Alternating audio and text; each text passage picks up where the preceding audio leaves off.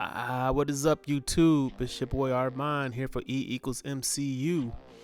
And I have been getting around to this for a long time, but with the release of Black Widow just being released and Loki kind of finishing up, I thought this was a perfect time to just go ahead and drop my updated rankings for the MCU projects. So I'm gonna jump into this, and then you guys, at the end of the video, let me know. Number 27, The Incredible Hulk. While I did enjoy this movie, and it had a lot of potential and a lot of setup in it, you can tell it was early Marvel, and it just was a little disjointed from the rest of the MCU.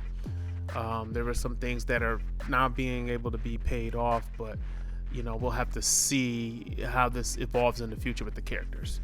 All right, number 26, Thor: The Dark World. This was an okay movie, blockbuster, just didn't do it for me. It had a lot of problems with the production, so that's kind of the excuse as to why it ended up that way, although Loki did have a great performance in it. Number 25, Captain America: The First Avenger. Again, this movie for me, because it was a flashback in the 40s, it was a setup movie, and with all of the Marvel setup movies, you're gonna have the same kind of problems. Now, this movie did have Agent Carter in it, and a rare appearance from the great actor Tommy Lee Jones, so gotta applaud that. All right, number 24, we have Iron Man 2.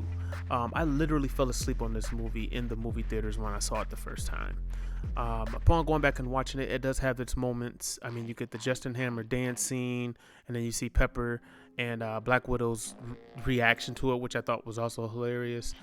You also, you get your new roadie in this movie, and overall, this movie was just serving as a setup for what was to come, and I think it suffered because of that. And there's a few other movies that also suffered because of their setup movies. So, all right, now number 23, we have Thor, the original Thor. And I thought this was a pretty good setup movie.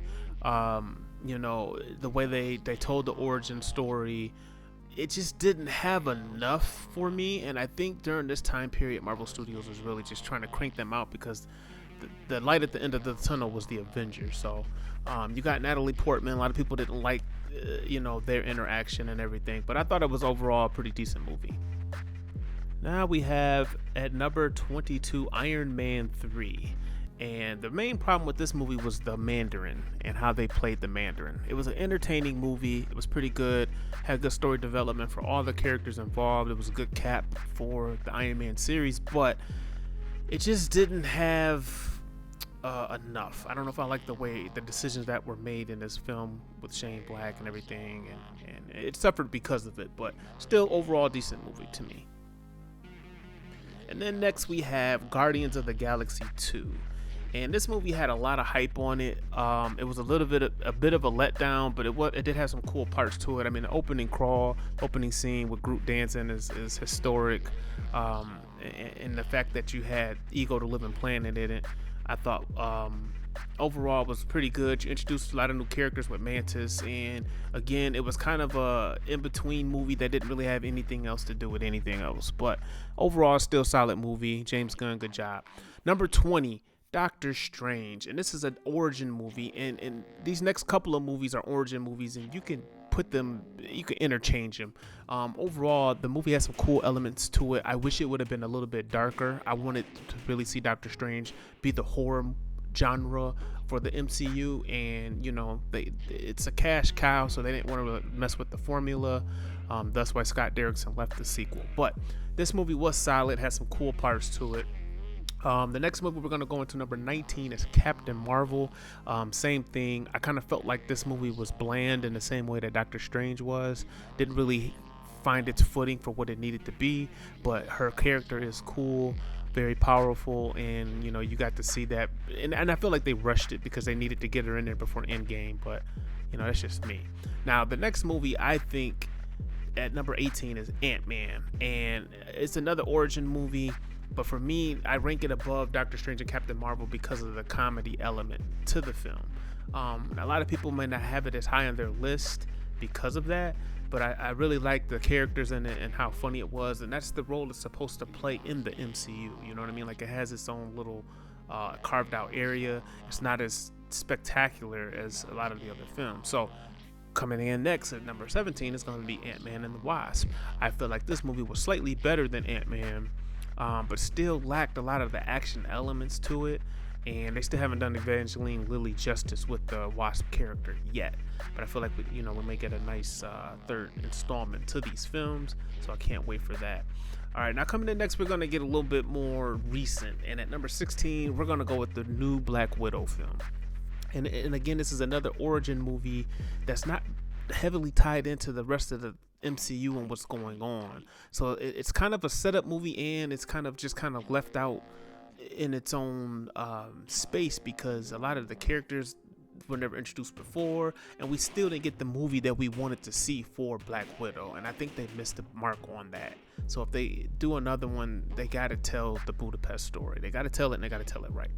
Now, coming at number 15 is kind of where a lot of that was developed in, and where we got the Red Room that I think we all wanted in the actual Black Widow movie, and that's Avengers Age of Ultron. Now, this movie, the problem with this movie, it was the in-between Avengers movie, and it was a setup movie. There was a lot going on. We got a lot of new characters. We got Wanda, we got Pietro, we got Vision, and all of those moments were very awesome. You know, I think you could tell that Whedon was a little burnt out doing this film, and I think it suffered because of it, but it was still a good film. All right, number 14, we have Spider-Man Homecoming, and this was another like an origin movie for his character. It was playing in a different genre because they're going for a younger audience with this, and I appreciate it for what it was. I thought that the Michael Keaton Vulture was probably the best part of that movie, and that scene that he had with Peter.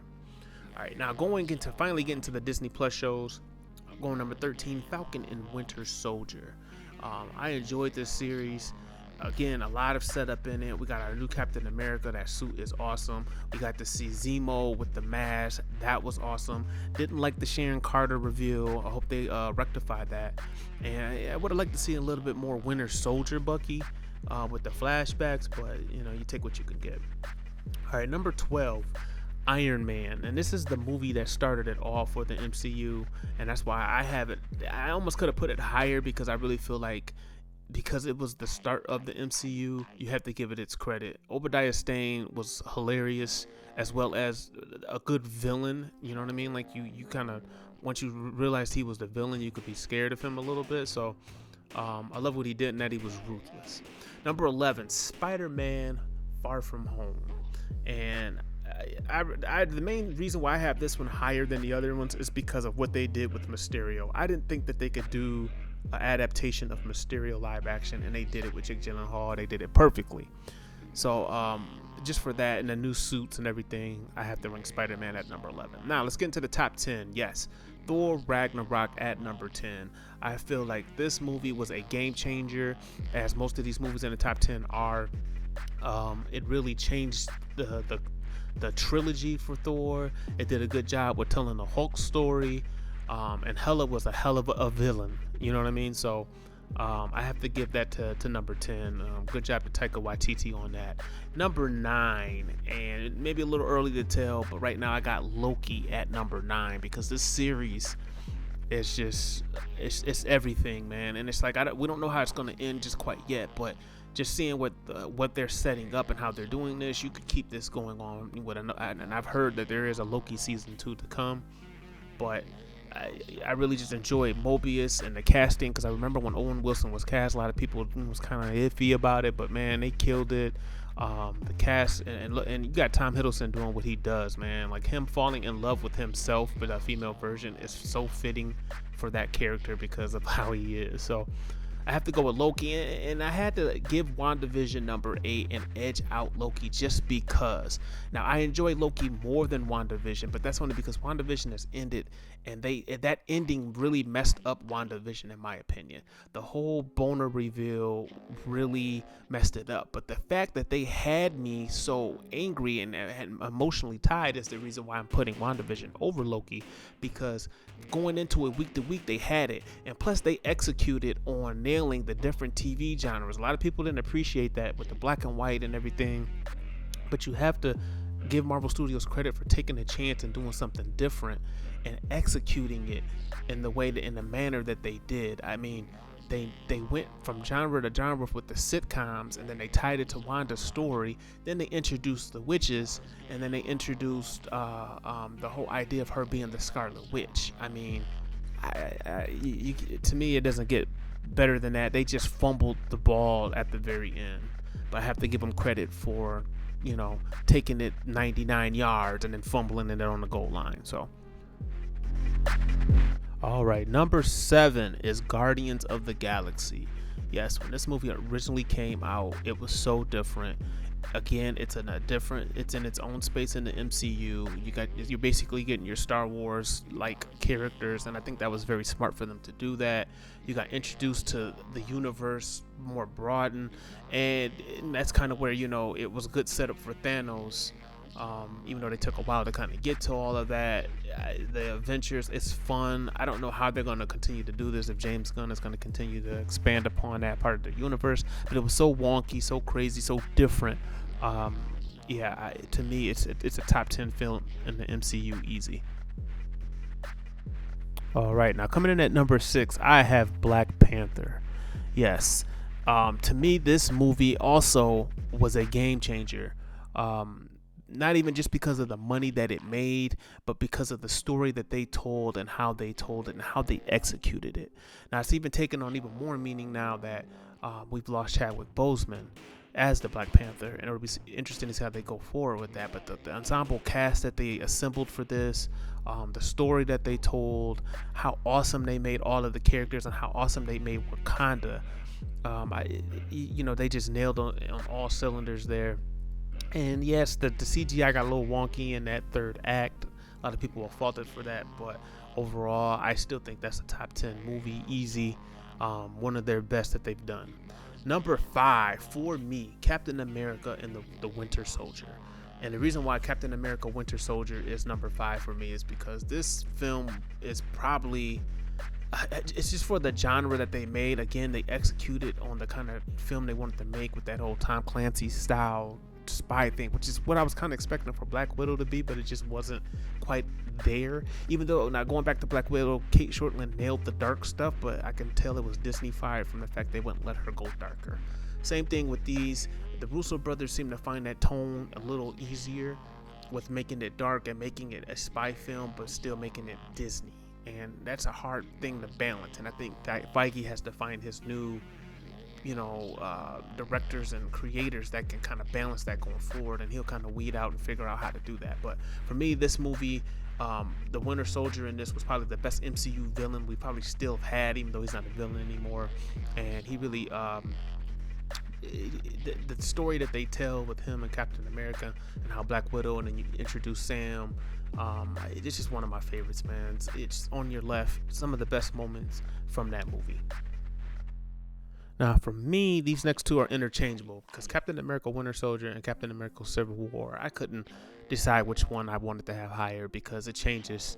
To me, I'm giving Civil War on this one the edge just because it introduced Black Panther in a main part of the story, and it also introduced Spider-Man. And that moment that you thought would never happen, to have that happen in the way it happened in this movie, again, game changer. You know what I mean? Like, you never thought you'd see Spider-Man in the actual MCU, and then he appears in this big fight.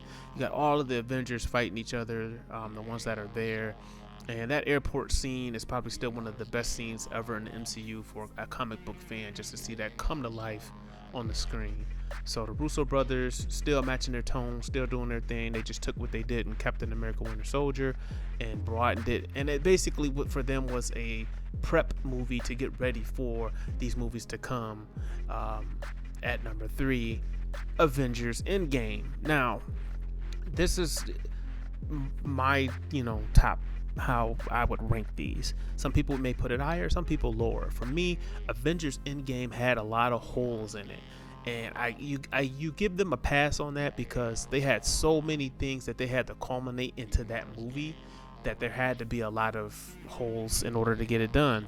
But at the end of the day, the sheer pure awesomeness of having all of the heroes, and just let me just take a second just to hear Captain America say Avengers Assemble, and you got all of the heroes coming through the portals, and you're about to fight Thanos' army. The way they set that up, with him just being there by himself with his shield broken and just everything. And then you got Tony dying at the end, and the way that he had to sacrifice himself and why it had to be him.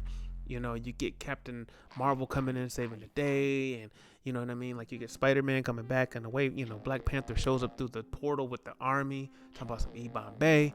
You just, that movie, it gives me chills every time I watch that scene.